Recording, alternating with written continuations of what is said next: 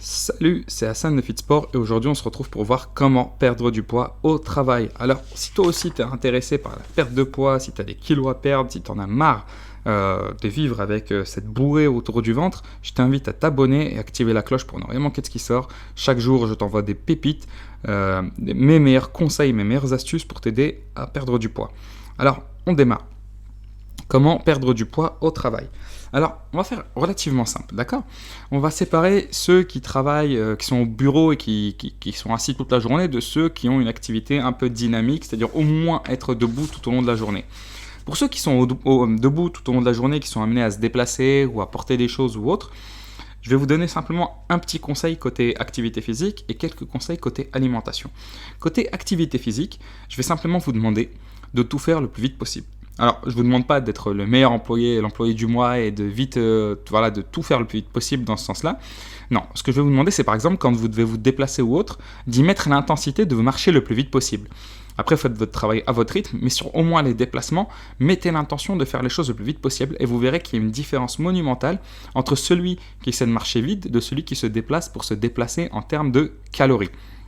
Donc vraiment faites l'effort de, quand vous passez d'un bureau à l'autre ou d'une usine à l'autre ou autre, ou de vous déplacer même, à l'intérieur même de votre usine, de vous déplacer le plus vite possible, de marcher vite, d'appuyer fort sur vos pieds, d'accord?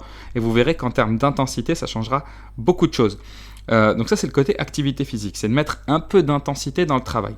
Côté alimentation, ça va être la même chose pour ceux qui ont un travail sédentaire ou ceux qui ont un travail dynamique. Ça va être de faire attention à ce que vous mangez le midi. Alors généralement, pour ceux qui mangent à la cantine, pour ceux qui ont la chance d'avoir une cantine au travail, c'est simple, hein. Il va falloir simplement apprendre à gérer. Alors je vous dis pas de pas manger, de pas vous faire plaisir et de prendre qu'une pomme ou autre, d'accord? Non, loin de là. Mangez convenablement, mangez de manière à ne plus avoir faim derrière. Par contre, faites attention et évitez les excès, d'accord? Si par exemple vous prenez 2 desserts et qu'il y en a un, c'est un gros muffin au chocolat qui déborde, etc. Peut-être là, peut-être l'éviter et prendre un fruit, d'accord? Alors je vous dis pas de ne pas le prendre de temps en temps, mais évitez de le faire tous les jours au moins, d'accord?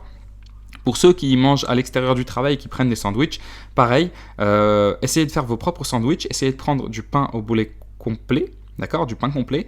Pourquoi du pain complet?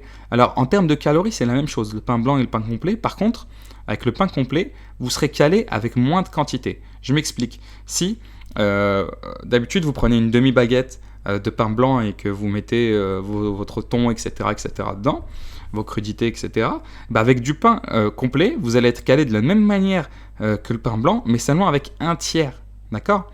Donc forcément, si vous êtes calé avec un peu moins, vous allez consommer un peu moins, ce sera déjà bien mieux, d'accord?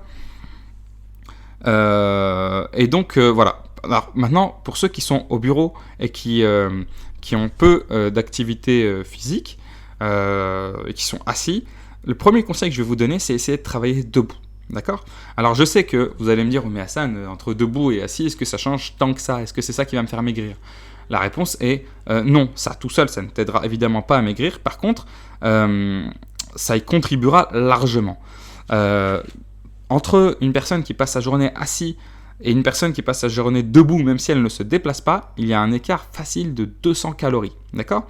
Donc 200 calories, c'est vraiment ce qui te fait passer de je ne perds pas de poids à je perds du poids. C'est ce qui te fait passer de je prends du poids à je ne prends pas de poids. D'accord? Donc, à ne pas négliger et vraiment faire attention à ça. D'accord? Autre conseil, essayez, même si vous restez assis, de vous lever, au moins de faire une pause toutes les heures. D'accord? Je sais que c'est pas forcément évident, mais toutes les 1 ou 2 heures de se lever et d'aller marcher un petit quart d'heure, de respirer ou de se mettre un peu debout, d'accord? Restez pas assis, c'est mauvais pour votre santé, c'est mauvais pour votre dos et ça vous aidera pas du tout à perdre du poids.